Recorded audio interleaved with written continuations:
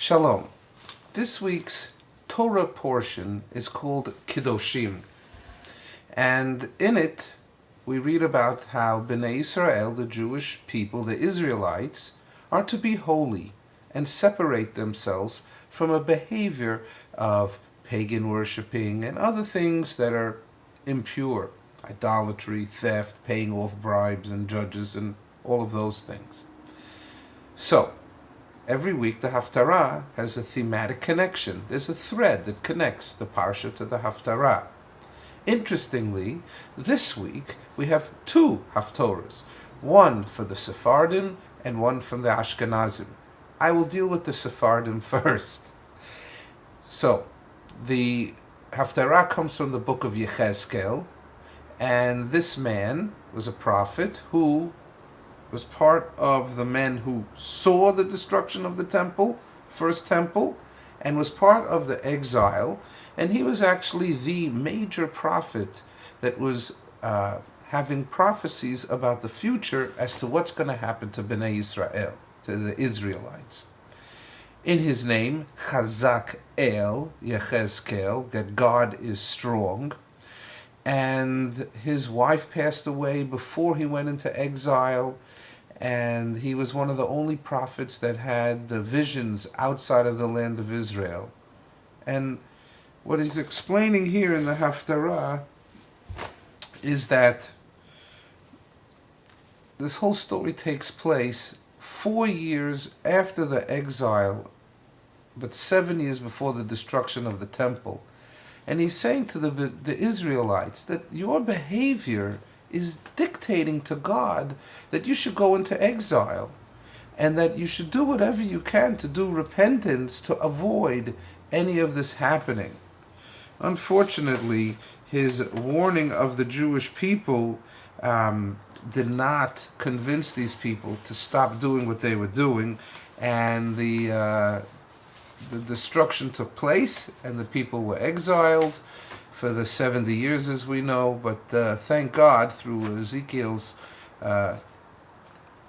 seeing the future, he was able to reassure us that we will return to the land of Israel and live there in peace. So that's briefly the story for the Sephardim.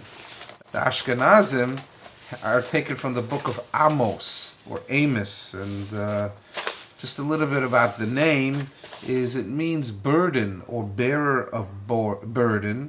And he was born in the town of Tekoa, and that was south of Jerusalem, but he would go up north for his prophecies to speak about what's going on in the land of Israel. And he was part of the Trei Asar. He did not have his own book, but in Aramaic, Trei Asar is the 12. Some people translate it as the minor prophets. I say there's nothing minor about the guy. He was just able to get his message across very succinctly. And here too, there's a thematic connection. You can't do that. Okay. The Ashkenazi have a different Haftarah. The Haftarah comes from the book of Amos, or Amos, translated the bearer of burden. He too lives in the time before the destruction of the first temple, and he is a southerner, born in the city of Tekoa. If you look on the map, it's southeast of Jerusalem.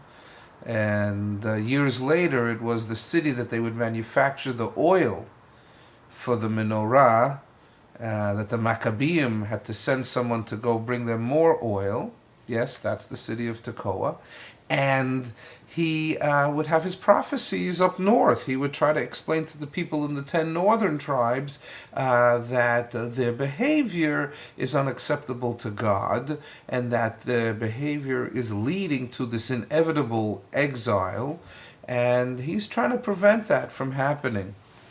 The Haftarah opens up with a very interesting pasuk that says, Harei kivnei kushim atem, that you are like kushim, or dark-colored skin, to God.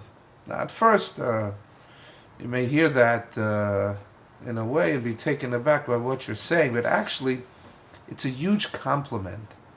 It seems in those days, the Kushim of Moses' wife was from Cush, the land of Cush, that they were beautifully colored, bronze-skinned people. And God is explaining, it is said that to the Jewish people to God are like the Bnei Kushim, these sons that have dark-colored skin. That even though you're going to go into exile, I'm going to be able to pick you out from the crowd, and I can identify each and every one of you. So when the time comes to get back and be ingathered into the land of Israel, you'll never be lost. You are my children. I can always see you. Even if you're assimilated and diffused, I'll be able to see who you are, where you are, and what you're doing. The next part of the Haftarah talks about that the Jewish people will be returned to the land of Israel, and the Davidic dynasty, that David HaMelech was the king of Israel, and it was explained to us that the Mashiach is going to come from David HaMelech, and we're being reassured by the Navi that the Mashiach is going to come. However, there's always a price to pay.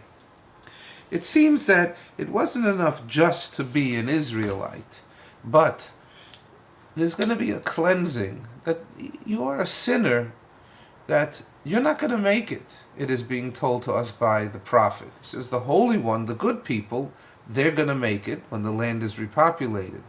But there's going to be this terrible loss of, according to some of the prophets, half of the nation to death in this war that is going to happen in the time that the Mashiach is coming. So that war is known as Armageddon. It comes from the city's name of Megiddo. And that is where it is believed that this war, to end all wars between the world's two great superpowers, are going to take place. And then the prophet reminds us that once we do repopulate the land of Israel, that it's going to give off these wonderful fruits and produce and everything. And we could see just around us what has happened in the land of Israel with the Jaffa oranges and the produce from the dairy products and other things. That this is an incredible land, an incredible country that has been blessed by God, and that we are eagerly awaiting that the words of the prophet will come true, and that the people that were in exile have now, virtually every country in the world does not hold a Jew back from leaving. This was not true for thousands of years. And that we hope that the Messianic process has begun, appears it has, and that eventually that all these wars that are going on will stop, and everyone will be able to live in peace, and that we could all enjoy living happy together, close to God, in our homeland. Shabbat Shalom. Enjoy the Haftarah this week.